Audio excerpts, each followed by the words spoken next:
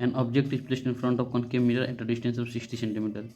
A plane mirror is introduced covering the lower half of the convex mirror. If the distance between the object and plane mirror is 40 centimeter, plane mirror object के बीच में, it is found that there is no parallax between the image found by the two mirror. Okay, radius of curvature of convex mirror. तो ये कहना चाह रहा है कि पहले एक है इसे कन्वेक्स मिरर और इसके हाफ पर है, यहाँ पर है प्लेन मिरर. ओके, और इसके बीच में क्या कर रहा है, a plane mirror is introduce covering the lower half of the convex mirror. Plane mirror is introduce distance between the object and plane mirror. तो यहाँ पर कहीं पर ऑब्जेक्ट है, ऑब्जेक्ट और प्लेन मिरर के बीच का जो डिस्टेंस है वो है कितना, 40 सेंटीमीटर. और इसके बीच में डिस्टेंस कितना है, ये है हमारा 60 सेंटीमीटर. यानी इसके और इसके बीच में डिस्टेंस कितना हो गया, ये हो गया 20 सेंटीमीटर. और एक पॉइंट दे रखा है नो पैरालैक्स. अब इसका मतलब क्या होता है, इसका मतलब ये जो फाइनल इमेज बनेगा वो और इमेज दोनों एक ही जगह पे बन रहे हैं, इसका मतलब यही होता है. ठीक है, अब देखिए स्टेप 1 पर देखेंगे कैसे सॉल्व करेंगे. अगर स्टेप 1 हम देखें तो पहले ये जो ऑब्जेक्ट आएगा प्लेन मिरर से टकराएगा. तो प्लेन मिरर का काम क्या होता है कि वर्चुअल इमेज बनाता है और जितने डिस्टेंस पर रहता है ऑब्जेक्ट उतने डिस्टेंस पर इमेज बनाता है. इसका मतलब ये कहीं पर इमेज कहाँ बनाएगा, इधर कहीं पर बनाएगा इमेज, जो कि कितने 40 सेंटीमीटर पर होगा. यहाँ पर 40 सेंटीमीटर बनाएगा. ठीक है, ये हो गया. अब जब इसने क्या करा, इसने इमेज यहाँ पर 40 सेंटीमीटर बना दिया. तो अब हम स्टेप 2 में, स्टेप 1 ये हो गया प्लेन मिरर का कंसेप्ट. अब स्टेप 2 में देखेंगे इस कॉन्वेक्स मिरर के अकॉर्डिंग. कन्वेक्स मिरर के अकॉर्डिंग देखें तो यहाँ पर कहीं जो इमेज बना है I1, ये इसके लिए ऑब्जेक्ट का काम करेगा. तो इसके लिए यू कितना हो गया 20 इधर, तो और इधर 20 हो जाएगा क्योंकि 40 के बाद बना रहा है ना, तो इसके इधर प्लस हो जाएगा. तो प्लस 20 सेंटीमीटर हो गया. और क्या दे रखा है, और कह रहा है नो पैरालैक्स, यानी कि ये जो फाइनल इमेज बनेगा ये जहाँ पर ओरिजिनल था ऑब्जेक्ट यहीं पर बनेगा. तो अब इस मिरर से फाइनल इमेज का दूरी कितना हो गया, 40 20 60 भी है, तो कितना हो गया, इस इधर प्लेन के मिरर के सामने माइनस होता है, तो भी कितना हो गया -60 सेंटीमीटर. तो अब इस हिसाब से हमें क्या निकाल देना है, रेडियस ऑफ कर्वेचर निकालना है कन्वेक्स मिरर का. तो पहले फोकस निकाल के उसको 2x से कर देंगे. तो मिरर का formula 1/f equal to 1/v. Mirror है तो मिरर में प्लस होता है अपन 1/u. अब वैल्यू पुट करेंगे 1/-60 प्लस 1/20, एलसीएम 60, 1 - 3.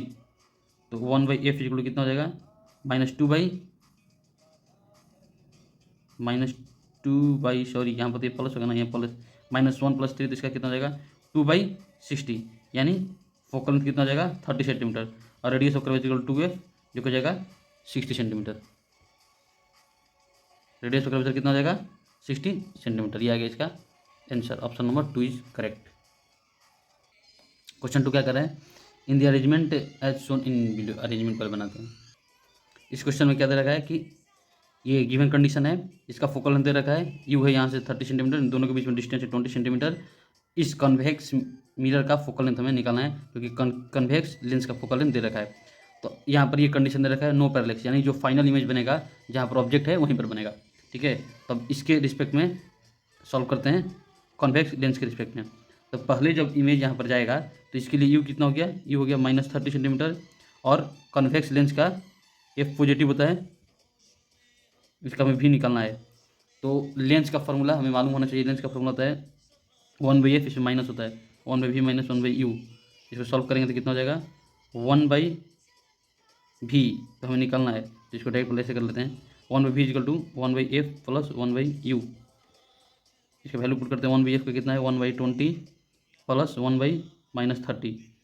तो इसका एलसीएम निकालेंगे 60 हो जाएगा 3, ये प्लस माइनस -3 माइनस यहाँ पर कितना हो जाएगा 2, यानी 1/60. तो भी कितना हो जाएगा +60, यानी क्या हुआ कि भी कहीं पर इधर 60 सेंटीमीटर पर बनेगा. तो अगर यहाँ से भी 60 सेंटीमीटर पर बनेगा तो 20 हो गया यहाँ पर और 40 कहीं इधर. तो मान लीजिए यहाँ पर कोई I1 इमेज बन गया, I1 इमेज बना जो कितना है 40 सेंटीमीटर पर. ठीक है, तो अब हम इसे मिरर के रिस्पेक्ट में देखेंगे, कॉन्वेक्स मिरर के रिस्पेक्ट में देखेंगे. इसके लिए यू कितना हो गया, इस ये जो मिरर है इससे इधर है तो क्या हो जाएगा +40 सेंटीमीटर. ठीक है, और अब देखिए अब क्या दे रखा है कि इसका जो भी कहाँ पर बनना चाहिए, भी यहीं पर जहाँ पर ऑब्जेक्ट था. तो अगर इस हिसाब से अगर हम भी देखें तो भी कितना हो जाएगा मिरर से काउंट करें तो माइनस हम 50 करेंगे, 20 और 30 क्या करेंगे -50, और इस हिसाब से हम 1/f mirror formula 1/v + 1/u लगा कर सॉल्व करने जाएंगे, जो कि इससे रिजल्ट गलत आएगा। अब ये गलत क्यों आया, यहाँ पर सोचने की बात है। हम क्या डायरेक्ट इसको फॉर्मूला लगा रहे हैं, जब अभी यहाँ से ये जो, क्योंकि ये तो वर्चुअल इमेज, वर्चुअल ऑब्जेक्ट होगा इसके लिए ना, ये जो इमेज है, ठीक है, तो इसका जो इमेज ये बनाना चाहेगा पीछे, तो ये देखिए, ये जब रिटर्न जब आएगा लाइट, तो फिर यहाँ से पास करेगा ना, तब तो वो वाला केस तो हम कर ही नहीं रहे हैं, मतलब इसके लिए फिर चेक बार बनाना पड़ेगा ये लेंस का, क्योंकि पहली बार गया तो उसका केस यहाँ बना लिए, फिर मिरर से टकराया यहाँ पर, और फिर जब रिटर्न होकर जाएगा तो एक बार और फिर बनाना पड़ेगा। तो डायरेक्ट जो इस फार्मूला से जो आएगा भी, वो इसका आंसर नहीं होगा, ठीक है। तो इसके लिए अब हम क्या करेंगे, यहाँ पर दिमाग लगाएंगे। देखिए, जो यहाँ से रे ऑफ लाइट आएगा, अब वापिस जहाँ से आया था वहाँ पर जाने के लिए क्या करेगा कि मान लीजिए अगर यहाँ से ऐसा कुछ आ रहा है इमेज, वर्चुअली इमेज बोल रहा हूँ, ये रे लाइट आ रहा है, तो इसको वापस यहाँ पर जाने के लिए, मतलब जो पाथ फॉलो करके आया है वही पाथ फॉलो करके अगर ये चला जाएगा, तो जहाँ पर ये ऑब्जेक्ट था वहीं पर इमेज बन जाएगा, क्योंकि ऑब्जेक्ट जो रे ऑफ लाइट फॉलो करके आएगा उसी पर वापस चलेगा, तो यहाँ पर आ जाएगा इमेज ना। तो अब हम यहाँ पर कंसेप्ट लगाएंगे, जो यू जो 40 सेंटीमीटर है, ठीक है, किसी मिरर के रिस्पेक्ट में, किसी मिरर के रिस्पेक्ट में रे ऑफ लाइट यानी वापस जिससे आया वापस उसी से चला जाएगा। तो यहाँ पर क्या कर रहा है, यहाँ पर रिट्रेस का काम हो जा रहा है, रिट्रेस। तो ये रिट्रेस कब करता है, याद है हमें, एक जब मिरर हम बनाते थे तो किसी भी एक मिरर पे अगर यहाँ पर एफ हुआ करता था, 2f होता था, तो 2f से जो लाइट अगर पास किया करता था तो जैसे आएगा वैसे चला जाता था, ठीक है। 2f से अगर पास करेगा तो जैसे लाइट आता था वैसे लाइट चला जाता था। तो उस कंसेप्ट के हिसाब से अगर हम देखें तो ये जो 40 सेंटीमीटर है, ये इस मिरर के लिए क्या हो जाएगा, 2f हो जाएगा। यहाँ पर डायरेक्ट लिख देंगे, so 2f for mirror equal to 40 centimetre, तो इस हिसाब से इसका फोकल कितना हो जाएगा, 20 सेंटीमीटर।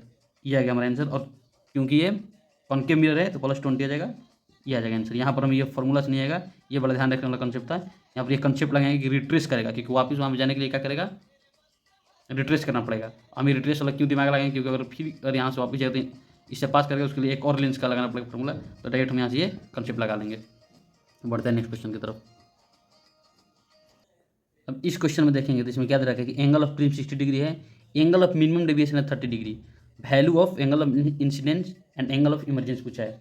अब देखिए, हम यहाँ पर मेन फोकस जाएगा हमारा, मिनिमम डेविएशन दिया है, हम मिनिमम डेविएशन के कंसेप्ट पर पहुँचेंगे। एक मिनिमम डेविएशन कंसेप्ट में हम लोग ग्राफ बनाया करते थे, ठीक है। ग्राफ क्या हुआ करता था, ऐसा कुछ साइन की तरह ग्राफ बनता था उसका, मिनिमम डेविएशन और एंगल ऑफ इंसिडेंट का ग्राफ बनाते थे, एंगल ऑफ इंसिडेंट का, तो कुछ ग्राफ ऐसा करके बना करता था, ठीक है। अगर जिस पॉइंट पर कहीं पर मिनिमम डेविएशन यहाँ पर निकालते हैं तो एक डेल्टा मिनिमम डेविएशन यहाँ पर हुआ करता था, और मिनिमम देखिए, किसी भी डेल्टा निकालने के लिए हमने ये पाया था कि 2 ठो एंगल ऑफ इंसिडेंट होता है, कि यहाँ पर और एक यहाँ पर, ठीक है। इस ग्राफ के अकॉर्डिंग मान लीजिए x डिग्री है तो ये y डिग्री, तो दोनों के हिसाब से सेम डेविएशन आता था। लेकिन डेल्टा मिनिमम अगर देखें यहाँ पर जो डेल्टा मिनिमम हुआ करता था, तो इसके लिए सिर्फ एक ही एंगल आता था, और यही एंगल I भी होता था, यही एंगल E भी होता था, ठीक है। तो अब हमें ये निकालना है कैसे आएगा, तो हम डेल्टा मिनिमम का पहले फॉर्मूला लगाएंगे।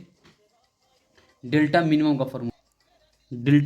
का फॉर्मूला क्या होता था, पहले तो डेल्टा का फॉर्मूला होता था I + E - A, और चूंकि डेल्टा मिनिमम है तो उसमें डेल्टा मिनिमम में I और E दोनों इक्वल होता है, यहाँ फॉर्मूला जाएगा 2I - A, ठीक है। हमें क्या निकालना है, एंगल ऑफ I ना, तो डेल्टा मिनिमम कितना, 30 degree equal to 2I - 60, 2I = 90, I = 45 degree, तो I = E = 45 डिग्री।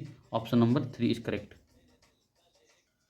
अगर इस क्वेश्चन को देखें तो इसमें क्या पूछ रहा है, calculate minimum deviation angle for the, मतलब मिनिमम डेविएशन अगर इसमें हो रहा है तो इसके लिए कौन कौन सा ऑप्शन करेक्ट है। अब देखिए, मिनिमम डेविएशन के केस में क्या होता है, पहले तो होता है I = E, एक होता है A = 2R, तो इस हिसाब से R1 = R2 = 30 डिग्री होना चाहिए, क्योंकि ये है 60 डिग्री, ठीक है। और एक मिनिमम डेविएशन के केस में ये जो लाइट पास करती है, ये बेस पैरेलल, ये जो लाइन है ये पैरेलल टू बेस होता है, तो ये इसके पैरेलल भी होता है। ये 3-4 मिनिमम डेविएशन के कंसेप्ट है। इसमें से गिवन ऑप्शन पहले तरह कि QR इज हॉरिजॉन्टल, अगर QR हॉरिजॉन्टल है मतलब ये ऐसे, हॉरिजॉन्टल कहने का मतलब क्या होगा, QR पैरेलल है, पहला ऑप्शन तो ये तो करेक्ट लग रहा है। दूसरा ऑप्शन क्या दिया है कि R1 = R2, equal to 60 degree, नहीं ये 30 डिग्री होगा, तो सेकंड ऑप्शन इनकरेक्ट है। और फोर्थ तो ऑल ऑफ द अबव है, तो ये तो हो नहीं सकता। और third I equal to 60 degree, नहीं ऐसा तो नहीं होता है। तो इस हिसाब से अप्रोप्रिएट ये होगा QR is horizontal. Option number 1 is correct. Question number 5 देखते हैं, इसमें क्या करेंगे। स्मॉल पिन फिक्स्ड है टेबल पर, तो ऐसे समझ लीजिए कोई टेबल हो गया और इस टेबल पर एक पिन है छोटा सा। अगर इसको हम ऊपर से देख रहे हैं टॉप से, ठीक है, तो ये दूरी कितना है, 50 सेंटीमीटर पर है, ठीक है, 50 सेंटीमीटर पर है। ये कह रहा है कि अगर हम, अब सेकेंड सिनेरियो में क्या हो रहा है कि एक अगर हम 15 सेंटीमीटर का थिक ग्लास लगा दें, 15 सेंटीमीटर का, अगर इसके द्वारा देखें तो ये कितना राइज करेगा, डिस्टेंस राइज डिस्टेंस पूछ रहा है, यानी क्या पूछ रहा है कि शिफ्ट पूछ रहा है। इसका शिफ्ट कितना होगा अगर हम इसके हिसाब से देखेंगे। और जबकि ग्लास का म्यू कितना दे रखा है, ग्लास का म्यू है 1.5, ठीक है। तो अब हम यहाँ से डायरेक्ट फार्मूला लगा देंगे कि शिफ्ट कितना राइज दिखा रहा है ना, सही है। तो देखिए अगर मान के चलिए कि जैसे हम पानी वाले कंसेप्ट में क्या पढ़ा करते थे, यहाँ पर कोई है, पानी से देखते हैं तो इतना उठ जाता है, तो ये वाला जो डिस्टेंस है, ये डिस्टेंस d/u होता था और ये शिफ्ट होता था ना, तो इसका शिफ्ट कितना हो जाएगा, d माइनस d/μ, तो कितना हो जाएगा d/1 माइनस 1/μ। डायरेक्ट ऐसे सॉल्व कर लेते हैं इसको ना, 1 माइनस 1/μ और d यहाँ पर हो गया, तो डिस्टेंस कितना इसका,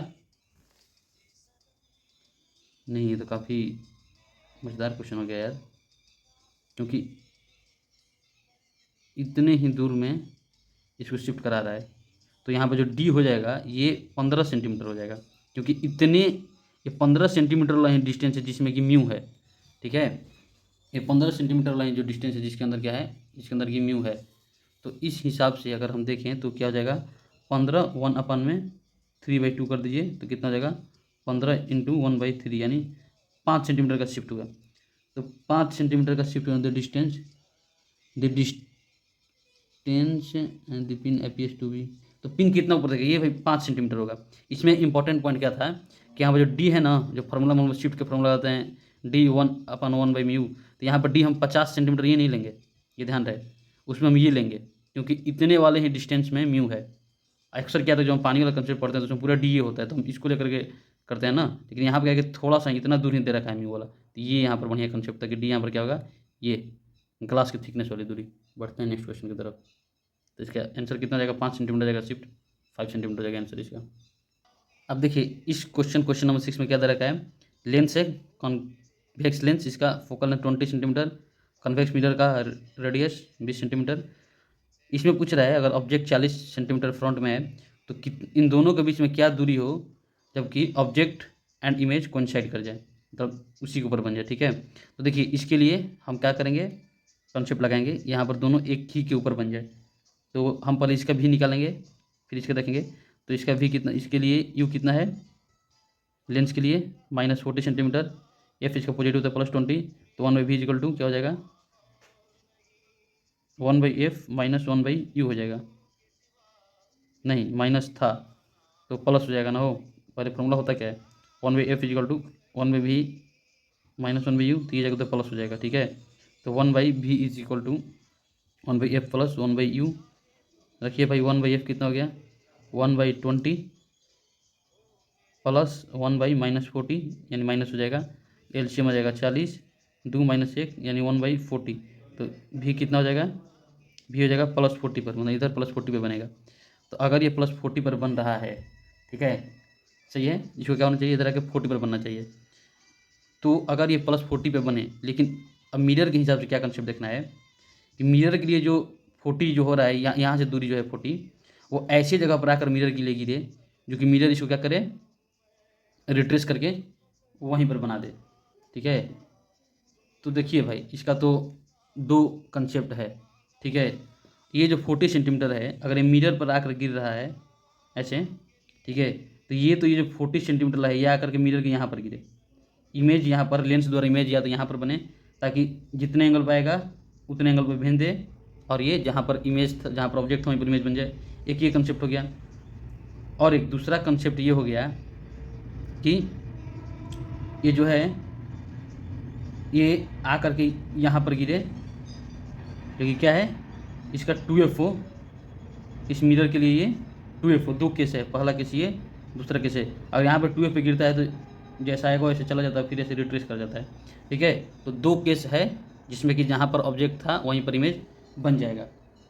अब हम एक एक केस को देखेंगे। देखिए पहले केस में अगर ये आकर के यहाँ पर गिर रहा है, ठीक है, ताकि ये वापस चला जाए, तो ये डिस्टेंस कितना हो जाएगा, मतलब कि लेंथ से यहाँ पर गिर रहा है, तो लेंथ के लिए जो भी आया था +40, तो उसके हिसाब से ये जो इतने का दूरी हो गया, ये कितना हो जाएगा 40 सेंटीमीटर। यानी यहाँ से जो रे ऑफ लाइट आई यहाँ पर अगर इमेज बनाए तो इमेज का 40 आया था, तो यानी डी की दूरी क्या हो जाएगा 40 सेंटीमीटर। ये पहले केस के अनुसार हो गया। अब दूसरे के हिसाब से देखिए अगर, तो दूसरे के हिसाब से जहाँ पर आया था वहाँ पर बनने के लिए इसको कहाँ से पास करना, कहाँ पर गिरना चाहिए, इसको गिरना चाहिए 2f पे, इसके 2f पे गिरेगा और वैसे आकर के फिर ये रिट्रेस करा जाएगा। ठीक है, तो ये जो 2f का डिस्टेंस है, मान लीजिए यहाँ पर अगर लेंथ है तो यहाँ पर जो गिरा है तो ये 2f हो गया इधर से, इसका मिरर का 2f, और ये वाला भी कितना हो जाएगा 40। ठीक है, और इसका जो r हो जाएगा, तो r कितना दे रखा है, r 20 सेंटीमीटर दे रखा है, तो r 20 सेंटीमीटर, तो ओवरऑल पूरा d क्या हो जाएगा, d हो जाएगा 40 20 60 सेंटीमीटर। तो देखिए 2 केस बन रहा है, पहले केस के हिसाब से d का दूरी 40 हो जाएगा, दूसरे केस के हिसाब से d का डिस्टेंस 60 हो जाएगा। तो इसमें ऑप्शन नंबर 4 हो जाएगा, बोथ 1 एंड 3। बढ़ते हैं नेक्स्ट क्वेश्चन की तरफ। इस क्वेश्चन नंबर 7 में क्या बोल रहा है, डी का वैल्यू निकालना है सच दैट लाइट रे retrace its path after reflection from the mirror, मतलब मिरर से रिफ्लेक्शन होने के बाद अपने पाथ को रिट्रेस कर ले। रिट्रेस, अब देखिए रिट्रेस दे रखा है, तो रिट्रेस कब करता है रे, रिट्रेस तभी करता है जब वो 2f पर जाकर गिरे। ठीक है, जब मिरर के 2f आकर गिरे, यानी ये पैरेलल जो बीम ऑफ लाइट है, तो पैरेलल बीम ऑफ लाइट आकर के कहाँ पर, मिरर के 2f पे गिरे, मान लीजिए कि यहाँ पर गिरना है, तो ये जो डिस्टेंस है ये 2f हो जाएगा। तो इसके लिए इसको कुछ ऐसे गिरना पड़ेगा, कैसे गिरना पड़ेगा, यहाँ से ना हो कर होगा ना, ऐसे आएगा, तब कहीं जा कर के ये रिट्रेस वाला केस होगा। ठीक है, तो यहाँ पर गिरे, लेकिन एक और क्या बात है, और हाँ गिवन क्या है, इसका r दे रखा है 6, इसका f20 दे रखा है, तो ये अगर जो ये है, अब लेंस के हिसाब से देखिए, तो पैरेलल लाइट को लेंस कहाँ पर जा कर के गिराता है, अपने फोकस पे गिराता है। यानी ये जो दूरी हो गया यहाँ से लेकर के यहाँ तक, यहाँ से लेकर के यहाँ तक, ये क्या हो जाएगा, ये हो जाएगा लेंस का क्या फोकस, लेंस का फोकस हो जाएगा। ठीक है, तो अब इस दूरी के हिसाब से देखें तो ये कितना देगा, फोकस कितना दे रखा है 20 सेंटीमीटर, और ये जो अब इतने दूरी का जो इतना पार्ट है ये क्या है, ये है मिरर का r। तो d निकालने के लिए क्या हम करेंगे, f माइनस r कर देंगे, तो 20 हो गया, r है 6, यानी 14 सेंटीमीटर। इसका answer option number 2 is correct, 14 centimetre.